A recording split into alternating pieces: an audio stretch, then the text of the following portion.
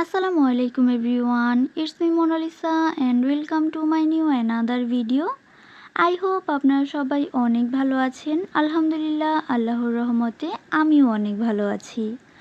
বাসা থেকে কিছুটা দূরে যাওয়ার পরে হঠাৎ করে মনে হয়েছে আমি তো লেসই আনিনি, মানে যেটার জন্য আমি বাইরে যাচ্ছি আমি ওইটাই নিইনি। এরপরে আবার বাসায় গিয়ে আমি এই লেসটা নিয়ে আসলাম।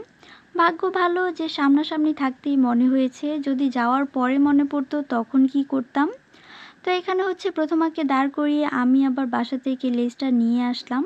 আজকে মোটামুটি কয়েকটা কাজ নিয়েই বের হয়েছি, আর আমি প্রতিবারই কোনো না কোনো কাজ নিয়েই বের হই, মানে এমনি এমনি তো আর ঘুরতে বের হই না। তো যাই হোক, আজকের ওয়েদারটা অনেক সুন্দর ছিল, মানে একটা ঠান্ডা ঠান্ডা ওয়েদার ছিল। এর কারণ আগের দিন রাত্রে বৃষ্টি হয়েছিল, যার কারণে এত সুন্দর একটা ওয়েদার। তো প্রথমে আমি গিয়ে চলে যাই বাবুল টেলার্সে, কারণ এইখানে আগে আমি কিছু ড্রেস বানাতে দিয়ে গিয়েছিলাম, তো ওইগুলাই নিব। আর এখন কিছু বানাতেও দিয়ে যাব। তো এখানে আমি আগে যে ড্রেসগুলো বানাতে দিয়েছিলাম ওইগুলোই একটা একটা করে দেখে শুনে এরপরে নিয়ে নিচ্ছি, কারণ বাসায় যাওয়ার পরে যদি কোনো সমস্যা হয় তাহলে আমাকে আবার আসতে হবে।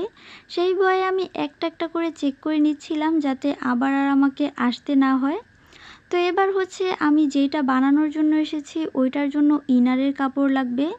আর ইনারের কাপড় খোঁজা আমার কাছে অনেক প্যারা মনে হয়, কারণ প্রতিবারই যখন ইনারের কাপড় খুঁজতে যাই তখন অন্য সব রঙের কাপড় থাকলেও আমি যেটা খুঁজছি ওইটা পাই না। আমি জানি না এটা সবার ক্ষেত্রে হয় কি না, তবে আমার ক্ষেত্রে এমনটাই হয়। তো ফাইনালি অনেকক্ষণ খোঁজাখুঁজির পরে এরপর সেম কাপড়টা পেয়ে যাই, যদিও বা এখানে সেম মনে হচ্ছে না, তবে এটা সেম কাপড়ই। তো এটা আমাদের আর্জেন্ট লাগবে, যার কারণে আমি বারবারই বলছিলাম যে আমি কিন্তু তাড়াতাড়ি নিতে আসবো, তাড়াতাড়ি বানিয়ে রেডি করে রাখবেন। এই দিকের কাজ মোটামুটি কমপ্লিট, যা যা বোঝানোর ছিল সব কিছু বুঝিয়ে দিয়েছি, আর যেগুলো নেওয়ার ছিল ওইগুলো নিয়ে নিয়েছি।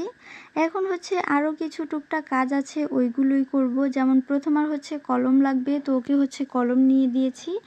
এরপরে যাওয়ার সময়ই দেখি যে একেবারে গাছ থেকে পেড়ে আনা তাজা ঢ্যাঁড়স।